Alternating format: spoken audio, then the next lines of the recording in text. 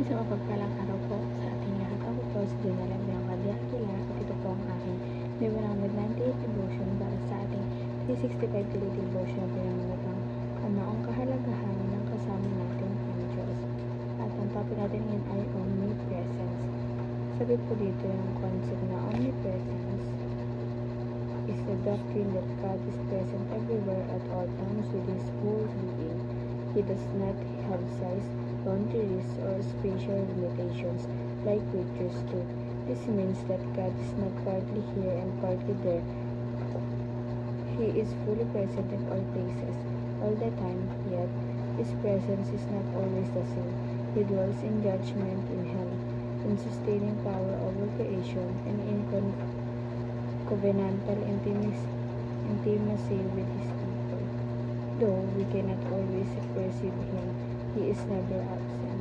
He is near the brokenhearted and dwells richly with those who seek Him. At ang Bible verse natin ngayon matatagpuan sa Jeremiah chapter 23 verses 23 to 24. Am I only a God nearby, declares the Lord, and not a God far away, who can hide in secret places so that I cannot see them, declares the Lord. Do not I fill heaven and earth? Sa Tagalog po, ako ba'y Diyos lamang sa malapit at hindi sa malayo? Sabi ng Panginoon. Makapagtatago ba ang isang tao sa mga lihim na dako upang hindi ko siya makita? Sabi ng Panginoon. Hindi ba pinupuno ko ang langit at ang lupa? Sabi ng Panginoon. At ang teachings natin yan ay number 1. God is present in everything we support. Ito nga po yung, di ba sinasabi sa atin na bago siya umakyat, di ba na umakyat siya sa langit na ang naghari na ulit siya doon sa kaharian sa kanyang langit. Nag-iwan siya dito sa atin ng yung Santong Espiritu, di ba iniwan niya sa atin.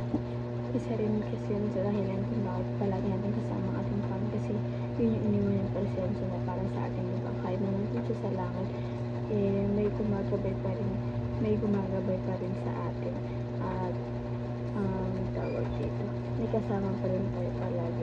Laging present ang ating Panginoon, yung presensya niya laging kasama natin. Hindi tayo laging nag-iisa. Number 2 po, God's omnipresence is our daily comfort. Ito po, yung presensya ng ating Panginoon talagang comfort natin ito, diba? Kaya kasi, di ba mataong takot mag-isa, pero dahil sa presensya ng ating Panginoon, dahil omnipresent siya, naging comfort natin kung lagi tayong may kasama, hindi tayo talaga nag-iisa. Kaya natin yung isip na may paratagligtas tayo, kaya may nagsimbalan tayo sa oras na kailangan natin siya. Kasi present siya palagi. And number 3 po, God is our most intimate relationship. Ang ating Panginoon nag-intimate relationship tayo sa Kanya, which is yung presensya ng ating Panginoon. Yung intimate relationship at yung pagdalit ng bawat prayer, devotion, di ba pag nakakasabaran ng 1v1 ng ating Panginoon, kung tayo lang mismo na kung nakausap mismo sa Kanya ng kaintin, ayun din, nagiging way din yun ng intimate relationship sa ating Panginoon. And application naman po, para natin tumaplas sa ating buhay number 1. Say no to Satan's temptation. Ito, alam naman natin na madami ito, diba? At saka tao tayo, masalanan natin, sa nature natin na may lima kasalanan. Pero hanggat maaari-apply sa ating sarili na meron tayo tumanggi or no talaga, no at all. Kaya sa mga temptation ng masasamaan Satan, diba? Ang hirap talaga bilang sa ating tao, talaga makasalanan natin na hindi natin alam na unang kung ano yung tama at mali, wala tayo sa direction, diba? Kaya ngayon, doon na rin ang apply sa ating buhay na dapat na-isla rin kung tama ba yung ginagawa natin. Dapat nag-consult na tayo sa ating Panginoon para sa mga desisyon natin sa buhay. Kung tama pa ba, kung tama ba ito or pinapahintulot ba ito ng ating Panginoon sa atin. And number 2 po, seek God's presence through quiet time. Ito through prayer kasi isip natin yung attention natin na yung presence niya, yung guidance niya sa atin sa quiet time, which is yung prayer natin, diba?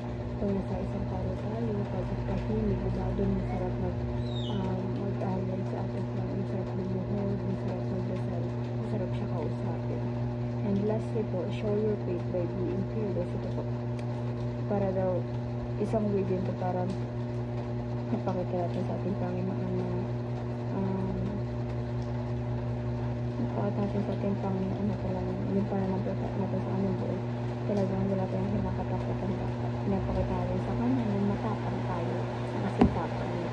Kaya hindi lamang itong aking devotion ngayong araw. Sana kayo nahipunan kayo. At pag po natin ito kami pinag-share sa ating mga sa buhay. God bless po.